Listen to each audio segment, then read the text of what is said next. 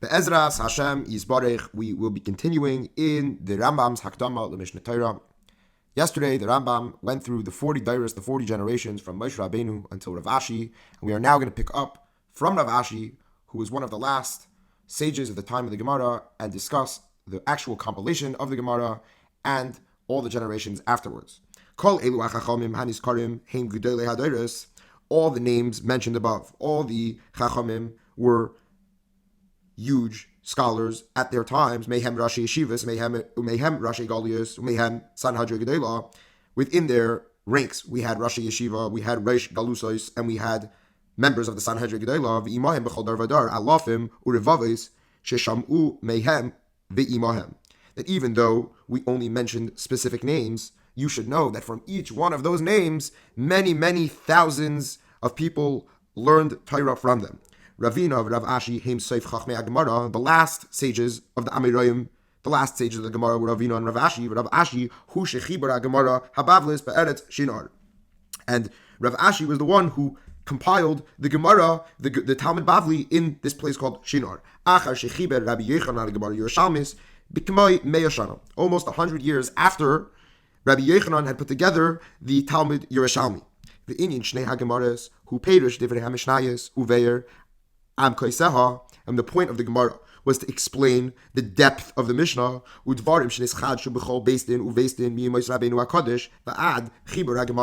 From the time that Rebbe put together the Mishnah, there were many discussions within the Batei Din of the different generations, and the point of the Gemara was to compile those discussions into one central location. Mishneh HaGemaras, Umin HaToisaftos, Umisifra V'Sifrei, Mikulam Yisboer, Ha'Isr V'Hamoter, Hatame V'Hatahar, Hachiyuv V'Hapater, Haposel V'Hakosher, Kemai She'etiku Ish Mipi Moshe Rabbeinu Misinai.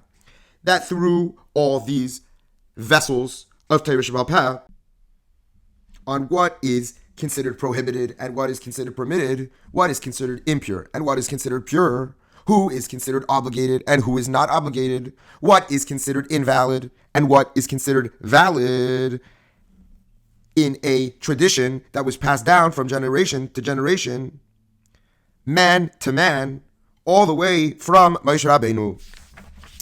Gam yizbar mehem dvarim shegazru chachamim uneviim shebechol dar vadar lasis siyag laTorah.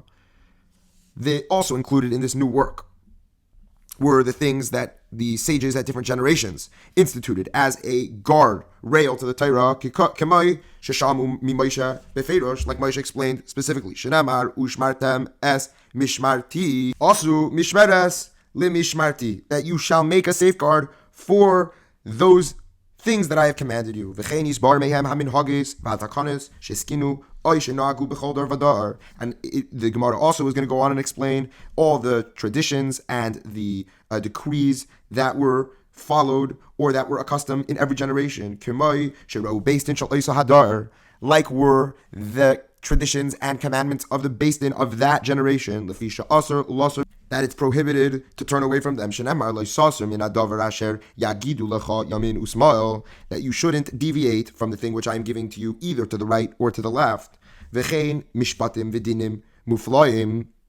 It also includes these marvelous judgments that were not received from Moshe himself, but rather were derived from the principles that we may interpret the Torah.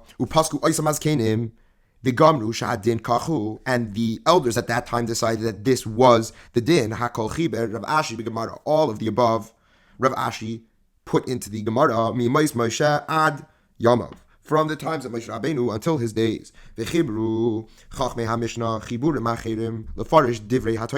There were other works, like we mentioned before, that the Tanoim put together to understand the words of the Torah. Rabbi Hoshaya, Talmidai Shal Rabbeinu HaKadosh, Chiber Beir Sefer Bereshis, Rabbi Hoshaya, who is one of the Talmidim of Rabbi, he put together a Perish on Sefer Bereshis, Rabbi Yishmael Perish Me'ela Shmais V'ad Sefer Torah V'huanikra Mechilta, and Rabbi Yishmael put together a beer on Shmais till the end of the Torah, which we call the Mechilta. V'chein Rabbi Akiva Chiber Mechilta. Rabbi Akiva also put together this type of Mechilta. V'chacham Macherim Achreihem Chibru Midrashes.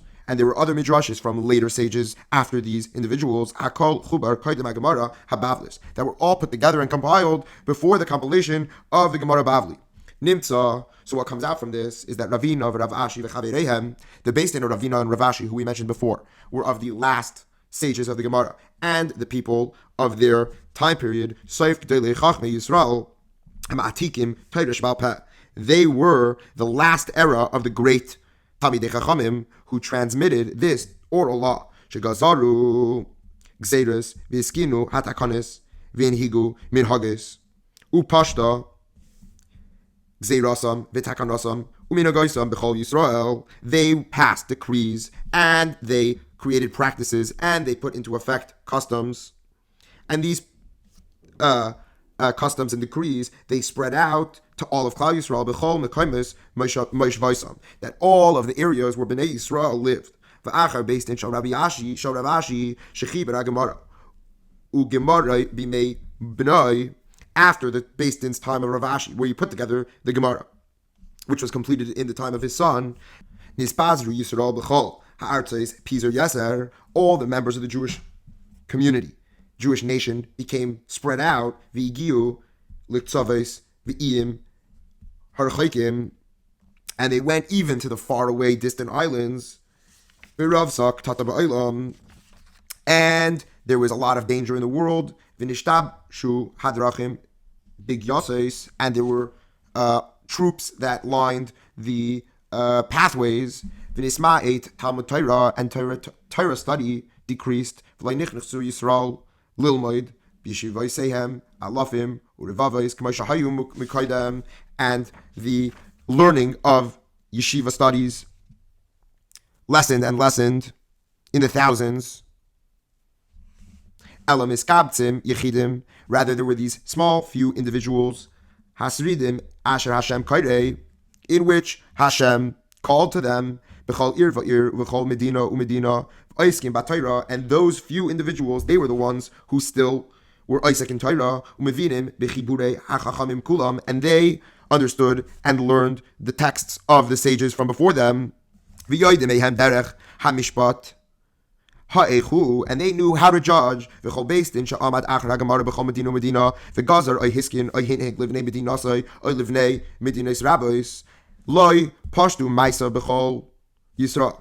Even these batei din in these faraway places, when they would make a judgment or they would enact a custom, it wasn't that their judgment or custom spread to the rest of the world. Mipnei richuk meish vaysehem v'shibush hadrachim, because of this reality where Jews lived in faraway places and it was very hard to receive information from one place to another. V'yais based in shal oisa medina yechidim uveistin agadol sheshivim ve'echad batom mekama shanim kaidim chibra gemara lefikach ein kaifen anshe medina zay linhag keminag medinas acheres. And because of this, and since the great Beis Din of 71 individuals had already been ceased to exist many years before even the Gemara was put together, so it was impossible for the Beis Din's ruling in one area to come to effect in another area, and it was impossible to enforce those rulings. And you couldn't tell one Beis Din to start enforcing the rules of a Beis Din that took place somewhere else. And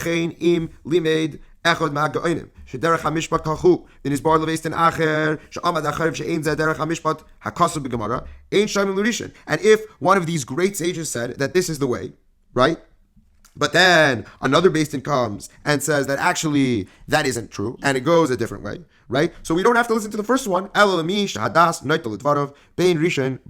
And rather, instead, what is the way to get the correct solution? We go after whichever one seems to be correct, regardless of whether it was the first or the last. And that's the end of the second part of the Rambam's Hakdama. I will just add that it seems like here the Rambam is giving a little bit of a foreshadow to his own Shita, which many times in Sefer Mishnah Torah, you find that the Rambam disagrees with the Gaonim who preceded him. And it seems like the Rambam is preempting that, the possible pushback to say, the Rambam, how can you disagree with the Gaon? He's saying here clearly that if you have two Batei Din and they have different understandings of the text after the time of the Gemara, you go after the one that seems more logical, regardless of when and where the other din was adjudicated.